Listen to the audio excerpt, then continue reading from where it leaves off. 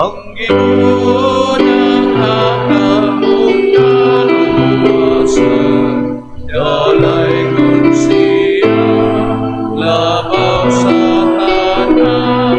Alleluia, alleluia, alleluia, alleluia, alleluia.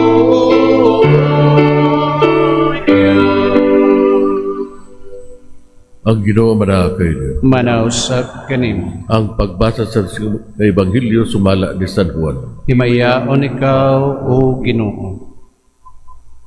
Si Jesus mingon kang Nicodemo, kay gihigugma pag-ayo sa Dios ang kalibutan, ug tungod niini gihatag niya ang iyang bugtong anak, aron ang tanan nga motuo kaniya dili mamatay, kun dili makabaton hinuon sa kinabuhing dayon. Kay wala ipadala sa Dios ang iyang anak nganhi sa kalibutan aron pagsilot, kundili aron pagluwas niini.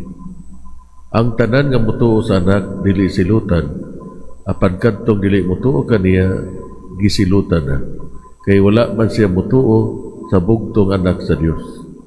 O kini mao ang silot, ang kahayag mianhi sa kalibutan, apan gipalabi sa mga tao ang kagitngit kay sa kahayag, kay dautan man ang ilang binuhatan. Ug ang tanan nga nagbuhat og dautan dili gusto sa kahayag ug dili moduol niini, kay dili siya buot nga mabutyag ang iyang daotang binuhatan.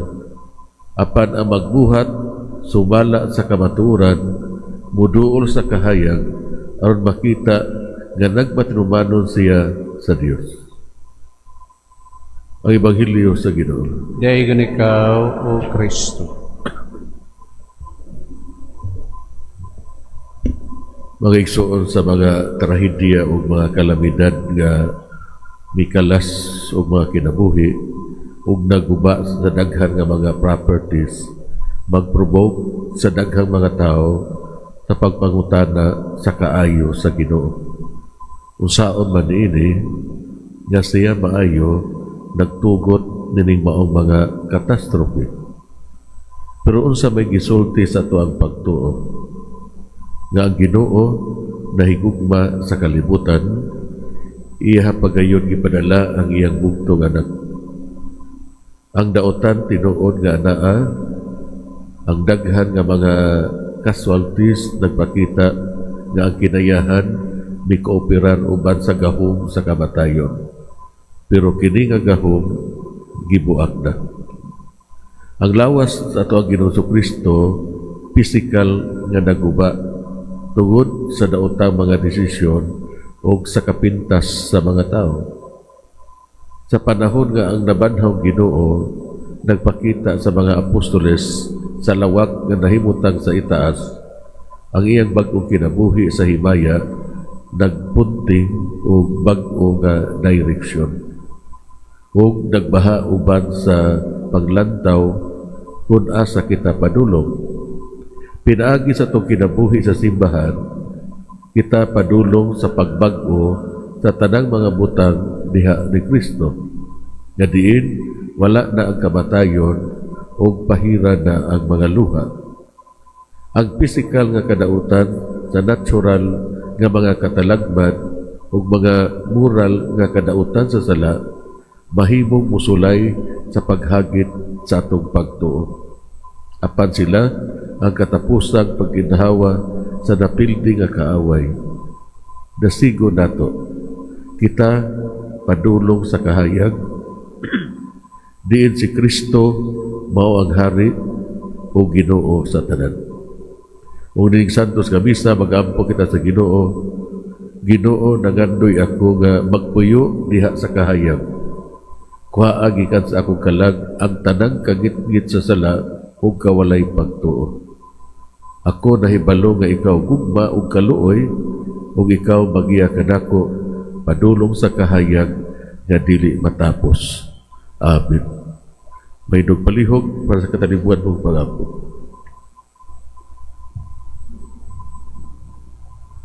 Masaligon kitang mupadangat sa atong mga pangampo ngadto sa Dios Amahan nga silabihan na higugma kanato. Moingon kita, Sa ngalan ni Jesus, panalangin kami, Ginoo. Sa ngalan ni Jesus, panalangin kami, Ginoo. Nga ang simbahan sa kanunay magpuyo nga buhing timailhan sa Diyos nung gugma o kaluoy sa mga panahon sa kangit-ngit ug sa kawalay paglaom. Magampo kita. Sa ngalan ni Jesus, panalangin kami, Ginoo. Nga magkinabuhi kita sa ingon nga paagi, diin ang gugma sa Dios, mudanag diha sa tanan natong mga binuhatan. Magampo kita. Sa Sa ngalan ni Jesus, panalangin kami, Ginoo.